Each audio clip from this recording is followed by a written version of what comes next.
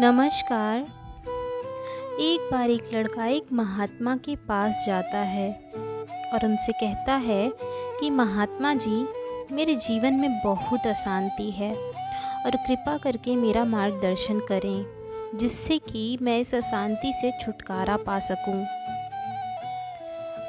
और यही कह के बहुत व्यथित मन से रोने लगता है। वे महात्मा उस लड़के से पूछते हैं कि तुम्हारे जीवन में अशांति क्यों है। तो फिर वह लड़का उत्तर देता है कि अत्यधिक विचारों के कारण मेरे भीतर बहुत सारे विचार चलते रहते हैं जिसके कारण मेरा मन अशांत रहता है। फिर वे महात्मा जी मुस्कुरा कर कहते हैं कि लड़के, ऊपर उस आकाश में देखो, क्या तुम्हें सूर्य दिख रहा है। वह लड़का ऊपर आकाश में देखता है और कहता है कि जी गुरुजी, दिख रहा है। फिर वे महात्मा जी उस लड़के से पूछते हैं कि अगर तुम लगातार धूप में खड़े रहो तो क्या होगा। तो वो लड़का कहता है कि गर्मी लगेगी गुरुजी और शरीर में बेचैनी पैदा हो जाएगी।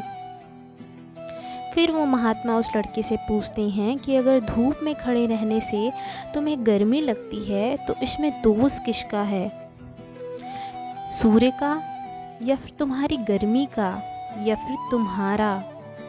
तो लड़का बहुत देर सोचता है और कहता है, कृपा कर आप ही बताइए गुरुदेव, मुझे तो कुछ समझ में ही नहीं आ रहा है। गुरुजी मुस्कुराते हैं और कहते हैं कि सूर्य का तो काम ही है गर्मी देना, गर्मी का तो काम ही है गर्मी लगवाना, इसलिए दोष तुम्हारा है कि तुम धूप में जाकर खड़े हो। तुम चाहो तो तुम छाया में जाकर बैठ सकते हो। ठीक उसी प्रकार हमारे मन का भी स्वभाव होता है, विचारों और भावनाओं की खिचड़ी पकाना। और विचारों और भावनाओं का काम है तुम्हें दिशा दिखाना। अब उस दिशा में तुम्हें चलना है कि नहीं, ये सिर्फ तुम्हारे हाथ में है। देखो, ध्यान से समझो कि विचार और भावनाओं की क्या समस्या है और क्या नहीं है, बल्कि तुम्हारा उनसे जुड़े रहना समस्या है कि नहीं है। सोचो कि तुम धूप में खड़े हो और तुम चाह रहे हो कि तुम्हें गर्मी ना लगे।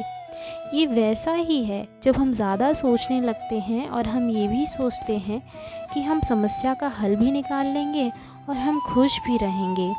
क्या यह संभव है? अगर तुम्हें गर्मी से बचना है तो तुम्हें अपनी जगह बदलकर धूप में जाना चाहिए ना। ये बात हमारी बुद्धि से परे है। दूसरों और तीसरे आयाम में हमेशा उथल पुथल होती रहती है। हम अपने विचारों के साथ यहाँ वहाँ चलते रहते हैं और हमारे विचार भी तो क्षणिक होते हैं। जैसे कल हम जिसे खोने से डरते थे आज वो हमारे पास नहीं है, फिर भी हमें उसकी कमी महसूस नहीं होती है। किसी के जाने से किसी की ज़िंदगी नहीं रुकती है। विचार तुरंत बदले जा सकते हैं। जैसे अभी हम सोच रहे हैं, थोड़ी देर बाद वैसा नहीं सोचेंगे। जैसे पहली बारिश में इंसान सोचता है, वैसी हर बारिश में सिचुएशन नहीं रहती है। कभी कभी हमें किसी से प्रेम हो जाता है, कभी कभी अचानक ही उससे ईर्ष्या होने लग जाती है। उसके बाद वह लड़का महात्मा जी से कहता है, तो फिर उसका उपाय क्या है। महात्मा जी कहते हैं कि तन के आयाम पर काम करना, और यह सबसे आसान तरीका है। शरीर के स्तर पर हमारी जो ज्ञानेंद्रियां हैं, यदि हम उसे अपने कंट्रोल में रखें तो हम सब कुछ हासिल कर सकते हैं। इसके लिए हमें अपने मन को काबू में रखना होगा। नमस्कार।